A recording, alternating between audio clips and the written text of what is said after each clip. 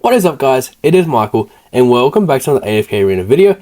Today we will be going through who to build in the Lightbearer faction. Now we will go over each hero in that specific faction and I will tell you if it's worth to build that hero or not. Now before we get into today's video, I need to say a huge thank you to all of my supporters. As of recording, we have hit over 120 subscribers on the channel, which to me guys is mind blowing. I never expected this amount of support and I'm so thankful for all of you. Just a reminder guys, that this channel isn't possible without you all. So thank you so much for your continued support. I appreciate all of you guys. Without further ado, let's get on to the guide. Now when we look at the Lightbearer faction guys, we look at a lot of strong heroes like Awaken, Thane, Scarlet, Belinda, Palmer guys. We look at these heroes guys and we say the Lightbearer faction is very strong. But that actually wasn't true back in the day guys. We didn't have the Awaken heroes. We didn't have Scarlet, Palmer. We didn't have these key heroes to really power up the faction itself. But we will start from the bottom with Oscar. Unfortunately with Oscar guys, if you press the top left popularity, he actually isn't used anywhere guys within the hero data within the formation. Now maybe short side of the tower he might be using maybe one or two early game comps from the King Tower if you pull him early. But guys, don't focus on Oscar. I highly recommend you don't build him guys, even though he is an assassin ranger, which ranger is probably one of the highest classes to build in AFK Arena, maybe the strongest. But guys, I would pass on Oscar. Moving over to Walker guys, the most OP character inside of AFK Arena. No, I'm just joking guys. He isn't OP just yet guys, but I'm telling you, if they ever make Walker an Awakened hero, he will be OP guys. He is continuous damage warrior. Sadly guys, he isn't used anyway. Just like Oscar guys, he really isn't used anyway with the hero data. As you can see, he might be using some formations within the tower, but other than that guys, he is a pass with the heroes unfortunately. Moving over to the legend himself, Rigby. Now Rigby guys, with his barrel, with his spear, such a cool looking hero. But short side of the tower, he really isn't used anywhere guys, unfortunately. Maybe one day they make him an Awakened hero guys, being a tank and warrior. That might be actually pretty OP for an Awakened hero. But guys, I would definitely pass on Rigby and just focus on another tank within the Lightbearer faction. Moving over to Fawkes guys, now he does fall off later into the game. He's actually pretty decent early game. But when you look at the popularity guys, he isn't used anywhere. Unfortunately guys, short side of the tower right, obviously right here with the formations, he is used a little bit. But guys, he is a ranger, so you will get some value within the class early game as being a control unit as well. But guys, I really wouldn't focus on Fawkes. You would get these copies eventually. Now, on your road in AFK Arena guys, you will definitely 5-star everyone, maybe down the line 2-3 years. You would definitely have every single 4 faction hero to 5-star guys, so don't worry about building Fawkes. You will build him eventually. Moving over to the regen tank himself, Lucius guys. Now Lucius is actually a legend in the early game. Now a lot of people think that he is the best tank inside of AFK Arena. As you can see here by the popularity guys, his E60 is actually 31st on the leaderboard.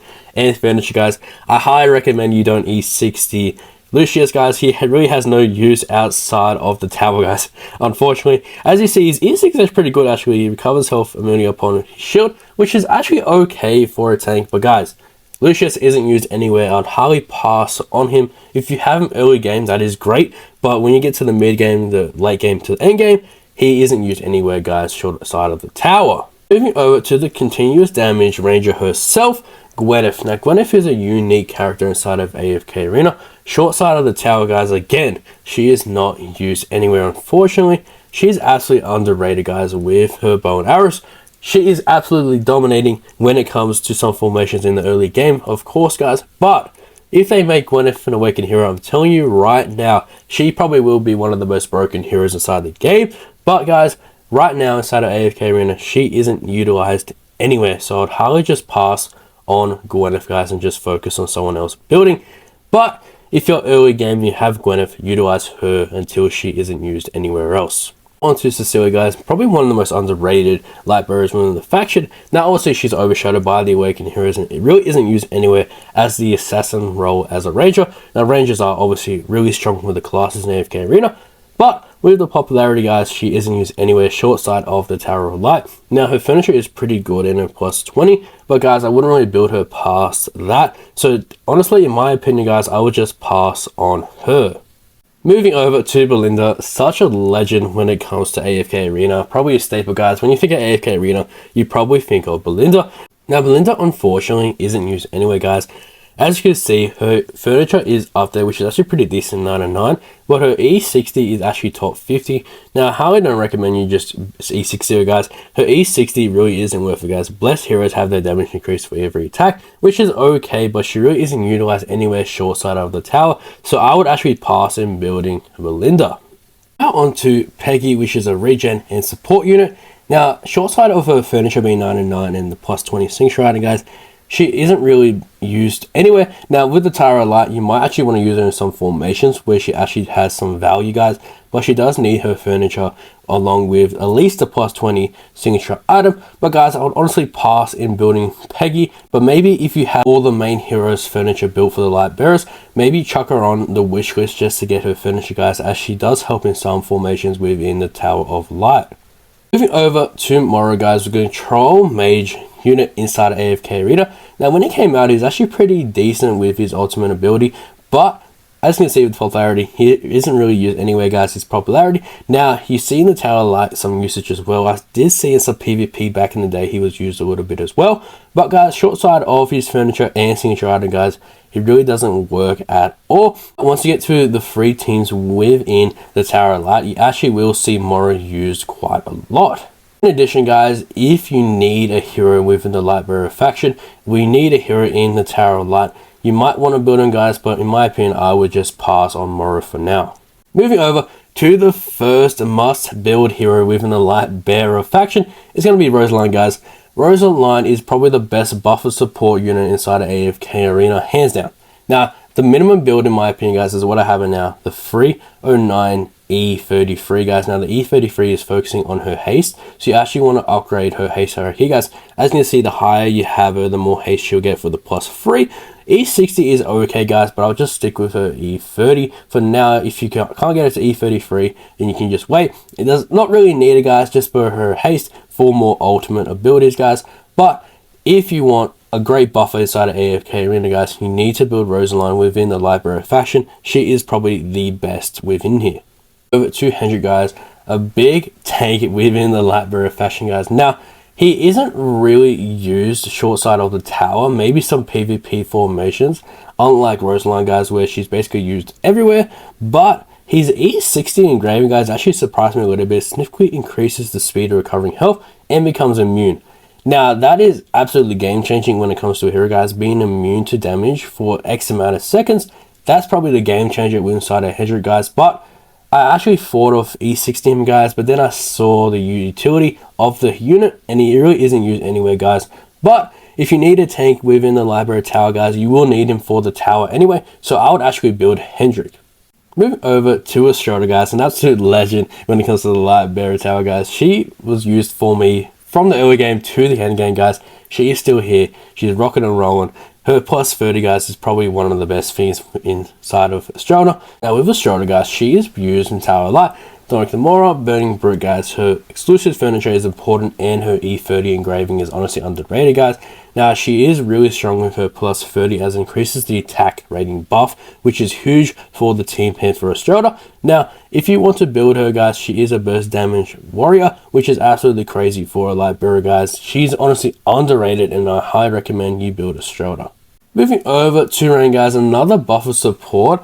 But guys, Rosaline is honestly overshadows Raine. But never mind, don't worry about Rosaline because Raine is here and she is honestly underrated. She's used in the Tower of Light campaign PvP aspect there, carrying a lot of the treasure scramble. Guys, she's in a lot of formations. I would actually build Raine in AFK Arena. Her plus 30 is great, increases the amount of health regenerated, which is huge for a team, guys. She honestly is an underrated hero in AFK Arena. She's using a lot of formations. She's also using the Abyssal Expedition in some formations, guys.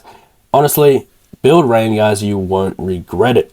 Over to Rowan, guys. Another buffer support. So a lot of buffing and support within the Lightbearer faction, guys. Now, Rosaline and Rowan are probably at a similar level, but I'd actually give the edge to Rowan. Now, honestly, Rowan is an absolute legend when it comes to AFK Arena, guys. He's used in the Tower Line, the Monarch of the Morrow campaign. His signature item is in the top 11. He's in all PvP aspects of the game. His furniture, Arena of Heroes, and also his E60 and E30 engravings. I highly recommend you build Rowan, guys, to the 309 E30 minimum. Now, Rowan is an absolute legend, guys, to be used in the early game to end game, so I highly recommend you invest your resources to build Rowan. Moving over to Sonja, guys, another buffer tank inside the faction, guys. Probably one of the most underrated heroes when it comes to AFK Arena, when it comes to the Lightbearer factions, as she is used in some aspects, using the Tower of Light, in some campaign formations, maybe in the early game, and a lot of PvP. But short side of that, guys, she does need a high investment to work well. Her plus 20 would work as it increases skill damage, guys, but a plus 30 is needed if you want her to have any utility. Her 99 is needed along with the E30, guys. Having this ability right here, receive a shield that has a value equal to the damage dealt by the Black Rose, which is one of her best abilities and skills, guys. Now, would I build Sonja in AFK Arena, guys? Now, that is honestly up to you. If you're struggling with the Tower a lot, yes. If you're not, guys, she isn't really utilized anywhere else, and I honestly would pass on Sonja just for now, but she might have some utility within the PvP, so if you need a front rower in the PvP, guys, as see some formations in here in the Legends Championship, she is used within the PvP aspect. But other than that, guys, if you don't need it for that role, then don't build Sonja. Now, when we think about the Lightbearer faction, guys, we honestly think of Thane. Now, Thane has been around for so long inside of AFK Arena that he's honestly been overshadowed by other heroes. As you can see here, guys, he's not used really anywhere except for the Tower of Light, which is sad because back in the day in E60, Thane was reigning true with his 309 furniture, guys. But honestly, with Thane, guys, I would pass being an Assassin Ranger yet again for the Lightbearer faction, and he does need a high investment to do well, especially for the Tower of Light, guys. Once you get to floors over 500, he will be utilized a lot within there, especially at a higher investment. His E60 is very good inside of here, guys. Increases his attack rating for 5 seconds. For each critical strike he lands, this effect can be stacked up to 10 times, which is critical for Awakened Thane to do the most damage as he can, guys. But I would pass on him. Moving over to Palmer, guys, probably one of the best heroes inside of the game, guys. A buffer support, yet again, within the Lightbearer faction. Now, Palmer does need quite a high investment, guys. Just like all of these great heroes, they do need the 309 and they do need the E60 engraving to really shine high. Now, when you look at Palmer, guys, he utilized in the Cane formations, or what a boss formation, guys, he's used in. He's using the Morrow, doing Destroy. His E30 is actually the best within inside of AFK Arena, which is crazy when it comes to the hero data. He's using the Burning Root, the Legends Championship, which is the PvP aspect. The Tower of Light, obviously, guys, he's top 5, which is crazy. And his 99 is exclusive, guys. You want to get that 100% on Palmer. He's using the Mage. He's using the Legend Challenge Tournament for the PvP aspect. His E60 is in the top 10. He's using the campaign and, of course, the Arena Heroes. Guys, Palmer is probably one of the best heroes inside of AFK Arena, and I highly recommend you put him on top of your list in building inside of this game. He will give you so much value and is utilized in the majority of the game modes inside of AFK Arena. Now, moving over to the best hero inside of AFK Arena, guys. Yes, you heard me correctly. The best hero inside of this game, and that is Awakened Belinda, guys. I'm going to stand by that. She is one of my favorite heroes inside of this game, guys, and she is utilized in literally all game modes inside of AFK Arena, which is insane. When we look at her popularity, guys, she is everywhere. She's in the PvP, the campaign, the tournament legends, guys. She's used in the Morrow, Tower of Light, Arena of Heroes, exclusive furniture, her E60, everything is in here, guys. With them in the formations in the campaign, the King's Tower, Tower of Light, Arena of Heroes, you name it, guys. She is in majority of the formations within inside this game, which is incredible. Now, her minimum build, unfortunately, is 309 E60 and beyond the E60, guys. Now, I did decide to go for the E80 on her, guys, because she is an absolute beast. Now, I did get her up to the E82, which I went for the haste, and I also went for the MR as well, the haste, guys. Now, this is very crucial within Belinda, guys. Now, obviously, I went for the PvP aspect with the E80, which honestly, she shungs high. She goes crazy within any PvP formation you put her in. She will absolutely dominate when it comes to the Treasure Scramble, Arena Heroes, whatever the case may be. She will be doing damage, guys. And not only the PvP, but in every other game mode inside of the game. Having the E80, guys, just for the extra stats. But honestly, her E60, E61, E67 is fine, guys, focusing on the haste and attack. Obviously, the MR as well. But as to Belinda, guys, the crazy thing about her when it comes to the Abyssal Expedition, she only needs a legendary copy to only do 6 billion damage. Now, when I say only do 6 billion damage, I mean, like, oh my goodness, that is insane for an Awakened hero just being at legendary. That's like Aziz, right, doing his job at legendary, yeah, whatever, within the Flora campaign formations. But Belinda at Legendary is doing 6 billion damage within the Abyssal Expedition, guys, which is crazy to me. She is #1 priority to build within the Lightbearer faction, guys. Get her at least Legendary copy and you will succeed in AFK Arena. Over to Scarlet, guys. Now, I've heard a lot of people actually say Scarlet has fallen off, which is sad, but it is kind of true, guys. Now, when you look at the popularity, guys, obviously her furniture is #1, guys. 99, 110% you want to get her to there. She's using the Tower of Light, the Mage. Her signature item is definitely essential with the plus 30. Doom Destroyer, Chimera, Burning Brute. So she's using a lot of guild bosses and a lot of bosses in general. Her E60 is actually top 10 and her E30 shines high, along with the campaign usage. Now her minimum build is actually going to be the 309 E60 to E67, focusing on haste and attack, guys.